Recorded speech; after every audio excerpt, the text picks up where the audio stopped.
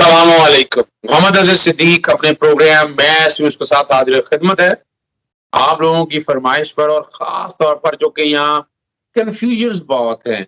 असल हक़ाइक़ बताए नहीं जाते और हर कोई अपने नुक्ताए नज़र से चीज़ें बयान करता है। बहुत से सोशल मीडिया पे काम कर रहे हैं। लेकिन मामले की जब तक तारीख़ ना पता हो आपको, तवातर से जब कड़ियाँ से कड़ियाँ ना मिलाएँ के बाद इश्यूज़ है क्या, तब तक आप सही नताइज अख़ज़ नहीं कर सकते और आप असल चीज़ों तक पहुँच नहीं सकते। इसमें तो कोई शक नहीं है नवाज़ शरीफ के बारे में he is an asset of raw Indian channels और इनमें डिटेल में आप लोगों ने बहुत दफ़ा सुना है। ये इंडियन चैनल्स पे तो बात है लेकिन असल क्रेडिट जो जाता है वो डॉक्टर शाहिद कुरैशी मेरे साथ इस वक़्त तशरीफ़ रखते हैं, एनालिस्ट हैं और ख़ास तौर पर सिक्योरिटी और स्ट्रैटेजिक इश्यूज़ के ऊपर पूरी दुनिया के और ख़ास तौर पर पाकिस्तान के पॉइंट ऑफ व्यू में जितनी नॉलेज इनको है, कम लोगों से मैं इस हवाले से इम्प्रेस हूँ और मैं इसलिए कोशिश करता हूँ मैं तकलीफ देता हूँ। अब जब कल ख़ास तौर पर जब ये अपना मुलाकात हुई अपना एनसीएस अफ़गानिस्तान में जो जो है ना जी हमदुल्ला के हवाले से मुहिब हमदुल्ला के कॉन्टेक्स्ट में मुलाकात हुई और कमाल की बात है कि नवाज़ शरीफ की ये दोनों जो तस्वीरें हैं ना, ये उन्होंने अपलोड की अपनी ऑफ़िशियल वेबसाइट के ऊपर। नवाज़ शरीफ तो इस तरह की कई मुलाकातें वहाँ छुप-छुपा के करता रहता है, लोग चेहरा छुपाकर और ये भी कमाल की बात है कि उनके ड्राइंग रूम के अंदर की तस्वीर है और हर एक को पता है कि वो डिसक्वालिफाइड है।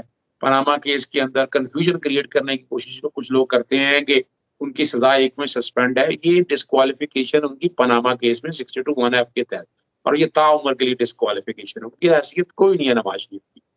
फिर उनकी सज़ाओं में जो बाकी कोर्टों से हुई हैं, एवरफील्ड और अल-अज़ीज़िया में वो अलग-अलग। अब ये जो इश्यू चल रहा है, ये इश्यू की बेस समझने के लिए मैंने जो कि डॉक्टर शाहिद कुरैशी के 2 कॉलम मैं देख रहा था, जो मेरे से शेयर भी हुए।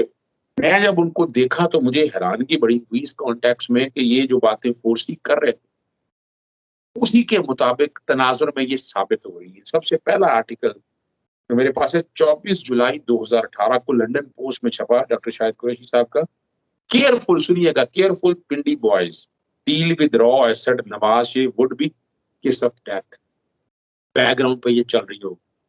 दूसरा जो आर्टिकल है वो आप लोगों के लिए साथ ही वो छपा है 12 जनवरी 2020 को। Nawaz Sharif visit by Hamid Karzai former Afghan president at his residence messenger of Indian रॉ अफगान एनडीएस। हम परेशान क्यों होते फिर रहे हैं? ये कोई अनोखी बात नहीं हुई। हम लोगों ने शायद आँखें बंद की हुई हैं। ज़रा इसकी तारीख़ समझने के लिए डॉक्टर शाहिद कुरैशी के पास चलते हैं, वो बताएँगे बेस क्या है ये? और ये जो कुछ हो रहा है ये अनोखा नहीं है। इनकी इसके बारे में इंतबाह दे दिया था और नवाज़ शरीफ अब और कश्मीर के इलेक्शन सर के ऊपर है। स्टेज के ऊपर तो कोई डाउट रह नहीं गया कि नवाज़ शरीफ कश्मीर का बेटा है या मरियम नवाज़ कश्मीर की बेटी है या नहीं है। जी, डॉक्टर शाहिद कुरैशी साहब आप क्या फ़रमाते हैं इस बारे में? जी, बिस्मिल्लाहिर्रहमानिर्रहीम। आपके तमाम देखने वालों को अस्सलाम वालेकुम। देखिए, मजीद निज़ामी साहब ने एक बात कही थी ऑन द रिकॉर्ड, आप पता कर सकते हैं।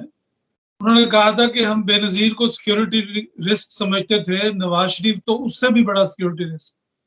ये बात मजीद निज़ामी साहब ने ऑन द रिकॉर्ड कही हुई है और मैं इस ख़ानदान को बहुत अरसे से पिछले 20-22 साल से फॉलो कर रहा हूँ।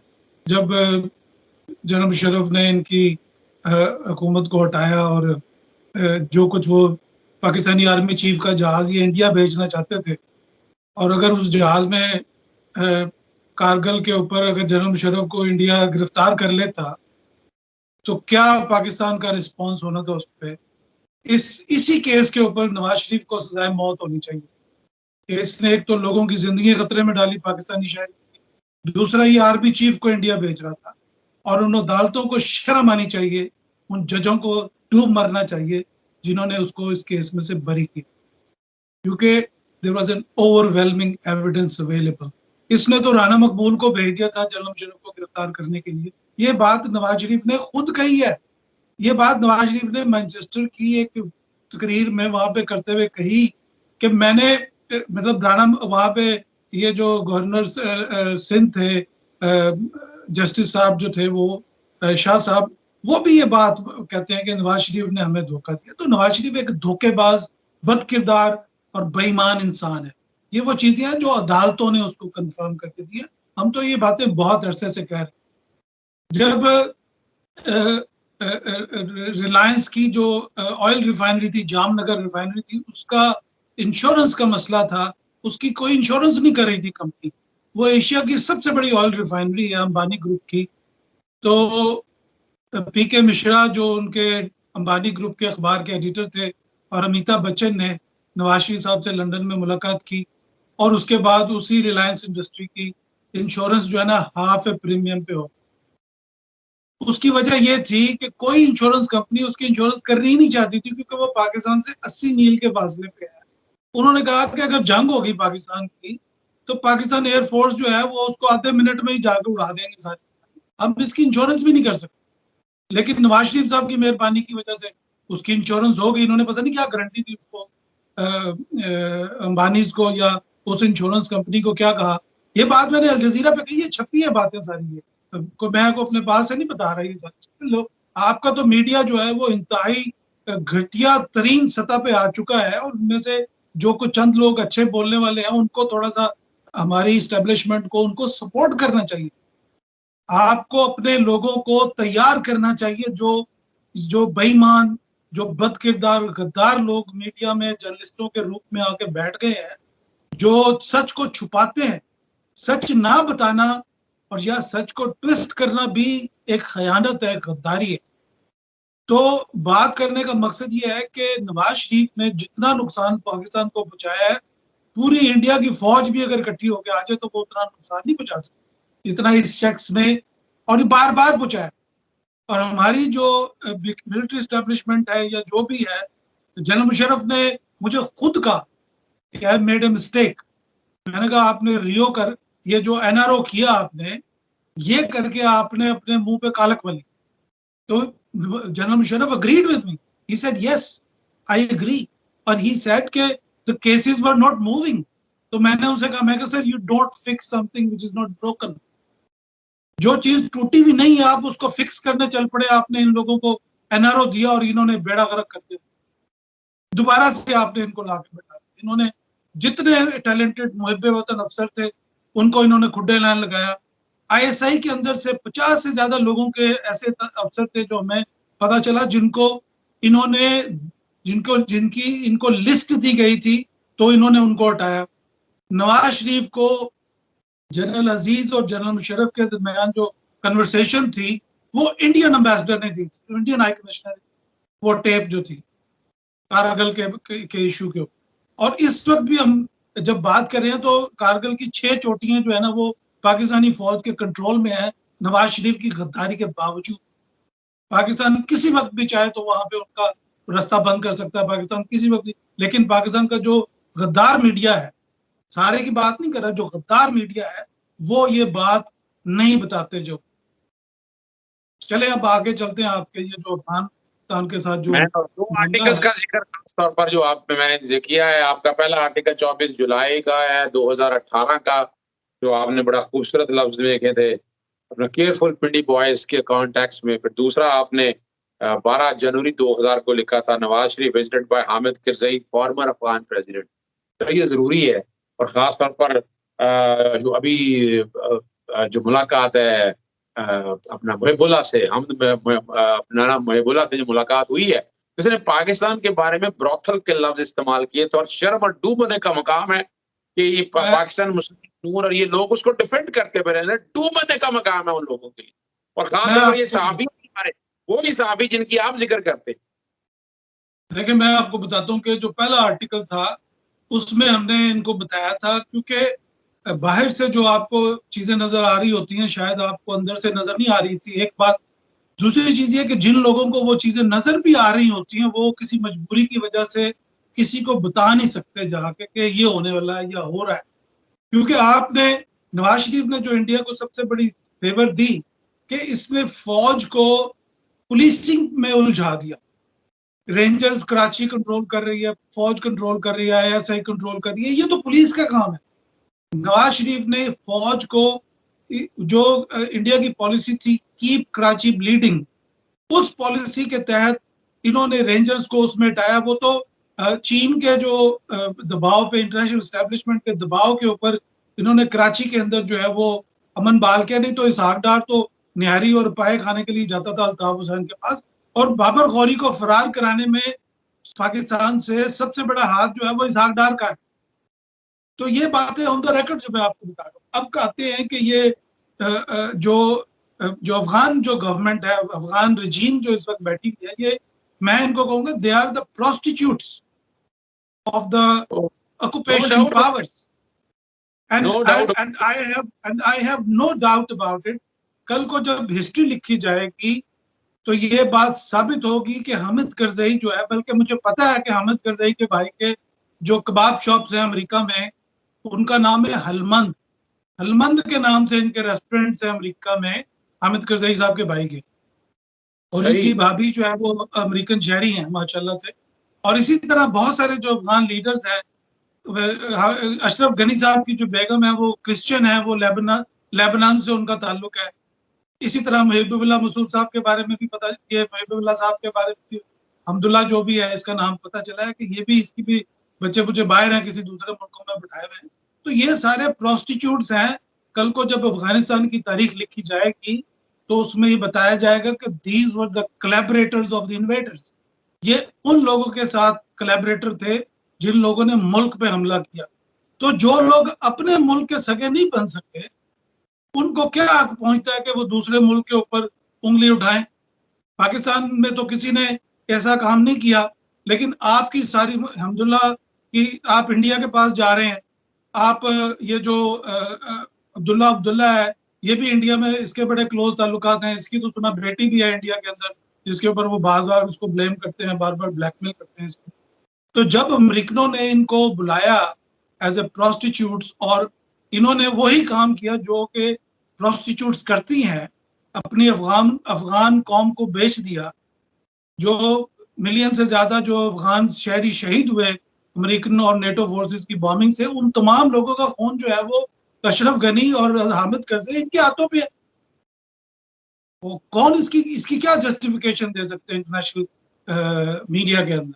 हामिद करजई ने यहाँ पे पाकिस्तान के बारे में ये बड़ा ब्लेम कर रहा था पाकिस्तान को नंबर 10 डाउनिंग स्ट्रीट में प्रेस कॉन्फ्रेंस में। मैंने इसको कहा, मैंने कहा you are blaming Pakistan for everything that goes wrong, can you please tell me when are you going to take back your refugees from Pakistan. यानी जो हर चीज जो पाकिस्तान में हो रही है, आप अफगानिस्तान में जो गलत हो रही है उसका पाकिस्तान जिम्मेदार है।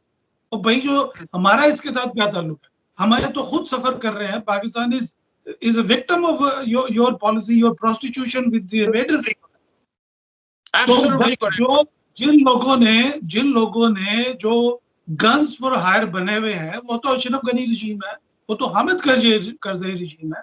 जो लोग 30-40 लाख मुहाजिर पाकिस्तान में बैठे हुए हैं, उनको तो वो हमारे भाई का, हमने उनको पनाह दी है। और तुम इतने बड़े बेगैरत हो, तुम हमारा नमक खाते रहे हो। तुम पिंडी में, तुमने पिशावर में तुम्हारे होटल थे हामिद करजई के, और तुम हमारा नमक खा के भी नमक हरामी कर रहे हो। तुम जो आटे से रोटी खाते हो वो भी पाकिस्तान से गई हुई होती है, जिस तेल में तुम्हारा खाना पकता है वो भी पिशावर से गया होता है। तो किसी इंसान में कोई थोड़ी बहुत शर्म होती है, कोई हया होती है। और मेरे ख्याल से ये पश्तून रिवायात के खिलाफ है। ये हमदुल्ला और ये अशरफ गनी जो कर रहे हैं, ये पश्तूनों की शान पे एक बहुत बड़ा दाग है। ये एक धब्बा है उनकी उनकी शान और उनकी हिस्ट्री पे। और अच्छा जब मेरे ख्याल से जब तालिबान या जो नई कोलिशन गवर्नमेंट बने अफगानिस्तान के, तो उनको चाहिए कि वो एक चौक में, एक गद्दार चौक बनाए, जिनमें अशरफ गनी, हामिद करजई और हमदल्ला और इन तमाम लोगों की वो तस्वीरें लगाएं, जहां पे लोग अपना कूड़ा फेंक के आए, ताकि लोगों को पता चले कि इन लोगों ने पश्तूनों से और अफगानिस्तान से गद्दारी की। जो लोग पाकिस्तान के खिलाफ उंगली उठाते हैं, उनकी उंगली, उनकी जबान खींच देनी चाहिए। और जो लोग उनको अपने घरों में बुलाते हैं, जो मोदी को जो अपने घर पर बुला सकता है शख्स अपनी बेटी की शादी में, बेटियों की, नवासियों की शादियों में, उससे बड़ा बेगैरत कौन हो सकता है? तो अगर उसने हमदुल्ला को बुला लिया तो अब ये इसमें तो आपको छुपाने वाली तो मतलब मुझे नहीं समझ आ रही कि आप इतना पैनिक क्यों हुए मैं इस बात के ऊपर। यानी अच्छा नहीं पाकिस्तान का नहीं। जो सबसे बड़ा दुश्मन है वो मोदी है, जिन्होंने उसको अपने घर पे बुला लिया बगैर वीजे बगैर पासपोर्ट के। अच्छा तो आपने आप इस छोटे से नेशनल सिक्योरिटी एडवाइजर पे क्यों इतना वो तिल नहीं नहीं मिला नहीं रहे नहीं, हैं? नहीं, नहीं, नहीं, ये इश्यू नहीं है। मैं असल में हमारी जो कौम है ना उसकी जो याददाश्त है ना बड़ी थोड़ी सी है। उन्हें ये याद कराना बड़ा जरूरी है कि ये बुनियादी तौर पर जो इंडियन चैनल पे जो आप बड़ा वाजे लफ्ज पे कहते थे कि Nawaz Sharif is raw asset. आप तो आपसे थोड़ा कह रहे हैं, आप तो बड़े अरसे से ये बात आप कर रहे हैं। और अब गाए बगाए अवाम को सिर्फ साबित करना होता है कि जिस तरह नरेंद्र मोदी आया उसके बाद जिस तरह अपना जिंदाल यहाँ पर रास्ते में रहा और मिटल यहाँ पर ये सारे मामले में इन्वॉल्वमेंट रही और इनकी अपनी इन्वेस्टमेंट जो इंडिया के अंदर और खास तौर पर सऊदीया के अंदर जो इनकी स्टील मिल लगी थी वहां सारे यानी लोग बाकायदा जवाब देते हैं कि वहां सिर्फ एक पाकिस्तानी थे, सारे बाकी इंडियन थे। और यहाँ भी इनकी जो प्रॉपर्टीज मेंटेनेंस करती है जिनसे मिलना जुलना है वो सारे इंडियन है। पता नहीं पाकिस्तानी कौम क्यों बेवकूफ, यानी पाकिस्तानी कौम सारी बुराद नहीं है। ये चंद जो जो लोग इन लोगों के साथ हैं तो उनको जगाना बड़ा जरूरी है। यानी अब इस मौके के ऊपर उनका मिलना वो तसलसल है, यानी वही ताल्लुकात का तसलसल है। तो इसलिए हमारी परेशानी शायद भाई साहब ये इसलिए है कि आवाम को जरा जगाना है कि आप इस पे बैठकर यानी जो लगे हुए हैं कि ये पता नहीं को खैर खा पाकिस्तान का या पाकिस्तान को निकाले में ना, ये पाकिस्तान को डिबोने वालों में से शामिल है। हमारा मकसद ये है। देखिए नवाज शरीफ को मॉरिशस से भी मैसेजिंग होती रही है, मॉरिशस को लिटिल इंडिया बोलते हैं। और वहां से भी उनकी प्राइम मिनिस्टर भी प्रेसिडेंट भी आती रही है, वो भी नवाज शरीफ को मैसेजिंग करती रही है आके। क्योंकि मॉरिशस वो मुल्क है जहां से वहां से भी लोग जो है वो इनकी शुगर मिलों में इनडायरेक्टली आते रहे हैं। और क्योंकि मॉरिशस के अंदर भी शुगर केन का बहुत बिजनेस है, और तो इन्होंने भी कहा अच्छा, लेकिन वो इंजीनियर थोड़ी थे। आपने अगर कोई बुलाने एक्सपर्ट्स तो आप कीनिया से भी बुला सकते हैं, आप और मुल्कों से भी बुला सकते हैं। पाकिस्तान के लोग अगर एटमी असला बना सकते हैं, JF-17 बना सकते हैं, तो पाकिस्तान को गन्ना गन्ने का रस निकालने का उनको नहीं पता कैसे कर सकते हैं? कमाल हो गई आपकी बात। बात असल में ये हो रही है जनाब के नवाज शरीफ एंड कंपनी की ये बात हमारे बहुत उस्ताद हैं, हमारे बहुत काबिल एहतराम है कमोडोर तारिक मजीद साहब। उन्होंने अपनी किताब में पूरा रेफरेंस दिया है कि नवाज शरीफ को जब 1978 में रॉ ने हुक किया था, उस पर रिपोर्ट हुई हुई थी, वो सारी रिपोर्ट छपी हुई है। उस अफसर ने मुस्लिम अखबार में कॉलम लिखा था बकायदा। तो मैं आपको जो बातें बता रहा हूँ ये लोगों को ऑलरेडी पता है। लेकिन अगर कोई नवाज शरीफ ने इन्होंने जैसे वो जनरल साहब के घर में उसको किसी को BMW ऑफर कर दी। इनका क्या नवाज शरीफ के साथ जो प्रॉब्लम थी, मैंने आपको वो तस्वीर भेजी है जिसमें नवाज शरीफ सिविल डिफेंस का यूनिफॉर्म पहन के खड़ा है जनरल जिलानी के साथ। मतलब उसको यूनिफॉर्म पहनने का इतना बड़ा शौक था। अगर पाकिस्तान में वजीर आजम का कोई यूनिफॉर्म होता तो हो सकता है ये सद्दाम हुसैन की तरह खुद भी यूनिफॉर्म पहन के जो है ना वो बैठ जाता। लेकिन इसकी जो मेंटल कैपेसिटी है वो ऐसी नहीं है कि इसको बार बार आप मुल्क पे लाके बिठाते हैं। हमारी जो सिक्योरिटी स्टैब्लिशमेंट है उसको भी समझना चाहिए कि आपने उसकी बेटी को खुली छुट्टी दी हुई है, वो कश्मीर में खड़े होकर इंडिया की नैरेटिव बता रही है। आप वो जो अयाज सादिक है वो असेंबली में खड़ा होकर बकवास करता है, वो जावेद लतीफ है वो बकवास करता है पाकिस्तान के खिलाफ, और आपने उनको खुली छुट्टी दी हुई है। लेकिन अगर कोई बच्चा साइकिल चोरी में पकड़ा जाता है, कोई कोई छोटे मोटे जुर्म में पड़ा, आप उसके ऊपर पूरा कानून ऑफिस बल्कि पता नहीं कहां कहां से मिसालें ढूंढ के लाते हैं। तो ये तो घर की कमजोरी है ना जी, ये तो बाहर का तो मसला नहीं। और मेरा आपके साथ में अभी जो डिस्कशन हो रही थी यही हो कि आपकी जो इंटरनल कमजोरियां हैं आप उनको दुरुस्त करें, बाहर के लोग खुद ही ठीक हो जाएंगे। जब आपका दुश्मन बाहर से इंटरनल कोलैबोरेटर्स के बगैर तो कोई भी दुश्मन कभी कामयाब नहीं हो सकता ना। मैंने आपसे पिछले गुजारिश की थी कि मुसलमानों के किलों के दरवाजे तोड़े नहीं गए, वो अंदर से खुले हैं। और आपको पता है कि जब चोर अंदर हो, एक कहावत है तुर्किश की कि जब चोर अंदर हो तो बाहर लगे हुए ताले काम नहीं करते। When thieves are inside, the locks don't work.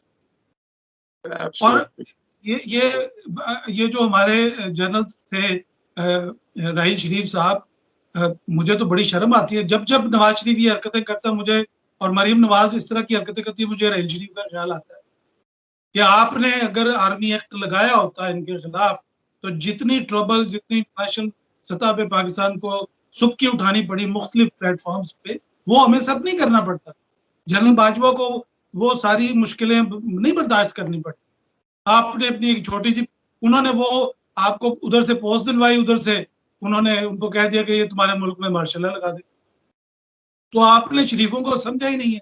शरीफों को समझने के लिए आपको लाहौर में, अंदरून शहर में कम से कम 1 महीने का थड़ा कोर्स करना चाहिए। आप वहां पे बैठे और आप समझे तो फिर आपको शरीफों को डील करने का समझ आएगा कि how you deal with them. मुझे एक जनरल साहब कह रहे थे, यहाँ पे एक डिफेंस के बंदे थे, कह रहे यार तू साडी फौज खराब कर देगा। मैंने कहा आपकी फौज को मैं बता रहा हूँ कि इनके साथ आप बार बार एक बंदे को 3 दफा आपने उसको वजीर आजम बना दिया, एक ही बंदे के पास आपको, जैसे वो कहते हैं अंग्रेजी में battered wife syndrome. Battered wife syndrome वो होती है कि एक बीवी जिसको उसका खाविंद मारता हो और वो बार बार उसी खाविंद के पास चली जाए, उसी हस्बैंड के पास, उसको अंग्रेजी में कहते हैं बैटर्ड वाइफ सिंड्रोम। यानी एक बंदे को आपने एक दफा आजमाया, दूसरी दफा आजमाया, तीसरी दफा आजमाया, आपको समझ नहीं आ रही बात की, तो क्या करे बंदा इसमें? इसका मतलब you are colluding with him, you are party to it. Absolutely correct. अच्छा डॉक्टर साहब, मैं आखिर में खत्म करने से कबल ये हमदुल्ला के मीटिंग का मकसद आपकी नजर में क्या है? ये स्टेज के ऊपर एक तो पाकिस्तान ने अभी तक तो फिलहाल तालिबान की गवर्नमेंट को यहाँ दफ्तर कायम करने की इजाजत नहीं दी है, और तालिबान जिस तेजी से वहां बढ़ रहे हैं, वो तकरीबन छोटे छोटे इलाके तो सारे उन्होंने फतह कर लिए हैं, काबुल के वो करीब पहुंच चुके हैं। ये स्टेज पे मीटिंग का मकसद नवाज शरीफ को जो इंटरनेशनल एस्टेब्लिशमेंट दोबारा कोई पावर में लाना चाहती है, कहीं वो साजिश तो नहीं? देखिए ये आपकी ना, आप बड़े भोले बादशाह हैं। इंटरनेशनल एस्टेब्लिशमेंट जो है ना एक बंदे पे इन्वेस्ट नहीं करती। ये चूंकि शरीफ जो कि नौसरबाज हैं, माफिया के लोग हैं, तो ये इस तरह की मैसेजिंग करते रहते हैं। हमारे एक अंदरून शहर में ना एक भट्ट साहब होते थे, नाम नहीं लूंगा पूरा उनका, तो जब भी कोई नवा डीएसपी आता था ना तो वो उनके घर में खत्म होता था। मैं कहा यार की हो रहा है? कहते जी भट्ट साहब दी अम्मी दा खत्म है, बरसी है उन्होंने। मैं कहा यार अभी 2-3 महीने पहले बरसी हुई थी, फिर बरसी है। वो कहते जी नवा डीएसपी आया तो उन्होंने, तो वो डीएसपी साहब आके उसके बाद गाड़ी खड़ी होती, मुखबर थे वो पुलिस के। मैं चूंकि खुद क्राइम रिपोर्टिंग करता था तो मुझे थोड़ा बहुत पता है इस चीज का। तो ये भी वही चीजें करते हैं, ये भी अपनी तस्वीरें उतरवा के पाकिस्तान में लोगों को इम्प्रेस करते हैं, उनको थोड़ा सा दबाने की कोशिश करते हैं। और ये जितनी अशरफ गनी रजीम है, they are on the way out, they are ये डेड बड़े वुड। जबरदस्त बात कही आपने। यानी और फारिग हो चुके हैं, और फारिग हैं, क्लियर हो तालिबान ने चुके ये कहा है, तालिबान ने ये कहा है कि बरतानिया ने कहा है कि हम तालिबान के साथ की गवर्नमेंट आ गई तो हम उनके साथ काम करेंगे। चाइना तो तालिबान को रिकग्नाइज करता है, रशिया रिकग्नाइज करता है, इंटरनेशनल दो नेबरिंग सुपर पावर्स जो है वो तालिबान को एक्नॉलेज करती हैं कि ये अगली दफा की लेजिटिमेट गवर्नमेंट होगी। अब उन्होंने एक नई ऑफर की अमेरिका को कि अगर तुम अशरफ गनी को ओहदे से हटा दो तो हम जंगबंदी कर दें। अच्छा। तो अशरफ गनी का और पूरी रजीम का, हमदुल्ला का, और ये सब जो है, मैंने जैसे पहले भी कहा, they are just the prostitutes. बल्कि एक थोड़ा सा सख्त लफ्ज है जिसको अंग्रेजी में वो कहते हैं कि they are the whores, okay. They are the whores of the invaders in a half way house. ये जिन लोगों को जो लोग समझते हैं उनको ये समझ आ गई मैं क्या कह रहा हूं। आप तो बड़े मैंने जबरदस्त बात, पैगाम भी दे दिया आपने, आपने क्लैरिटी के साथ बात जी भी कर दी और औकात भी बता दी है इन चले हुए कारतूसों की। चलें, बहरहाल जी हमारा प्रोग्राम ज्यादा लेंथी हो गया, लेकिन चीजें हमने सारी आपके सामने रख दी है। नाजरीन, आप तक ये देखें, ये तस्वीर का वो रुख है जो हकायक पर मबनी है। आप तक ये तस्वीर का ये रुख दिखाना बड़ा जरूरी है। यानी एक तो ये ड्रामेबाजी सारी, एक तो चले हुए कारतूस हैं अशरफ गनी और ये सारा गैंग जितना भी है, तो स्टेज के ऊपर क्या यानी साबित करने की कोशिश कर रही है, लेकिन दूसरी तरफ हर एक को पता है कि जो लफ्ज ब्रॉथल हाउस इस्तेमाल करना और ये जो पाकिस्तान के कभी भी मुहिब नहीं है, वो जाके यानी अगर अगर आप वाकई पैट्रियट हैं, तो पैट्रियट से तो ऐसा आदमी कोई नहीं मिलेगा। जब गद्दार होंगे या इस तरह के माइंड सेट रखते होंगे, तो इस तरह की मुलाकातें तो होना एक नॉर्मल सी बात है और समझना हमारी कौम का। इजाजत चाहेंगे, कमेंट्स में जरूर लिखिएगा, कोशिश करेंगे आप तक जवाब दें। दोबारा भी डॉक्टर शाहिद कुरैशी साहब को एक और प्रोग्राम में तकलीफ देनी है, वो बड़ा अहम प्रोग्राम है। इस प्रोग्राम बड़ा जरूरी है देखने का कि हमारे यहाँ सो कॉल्ड जो इंटेलेक्चुअल है, मैं बात कर रहा हूँ जावेद चौधरी की, तो अगले प्रोग्राम में आप देखेंगे, आप बता दूंगा पर्दे उठाए हैं क्या, यानी पाकिस्तान में रह के मुसलमानों को रहकर, और पता नहीं है ना शो करते हैं, अगर मुझे बड़ी हिस्ट्री पता है, लेकिन मैंने अंदाजा लगाया कि नहीं। यार ये तफसीलात उसी प्रोग्राम में देखते हैं। इजाजत चाहेंगे। अस्सलाम वालेकुम, अल्लाह हाफिज, पाकिस्तान जिंदाबाद।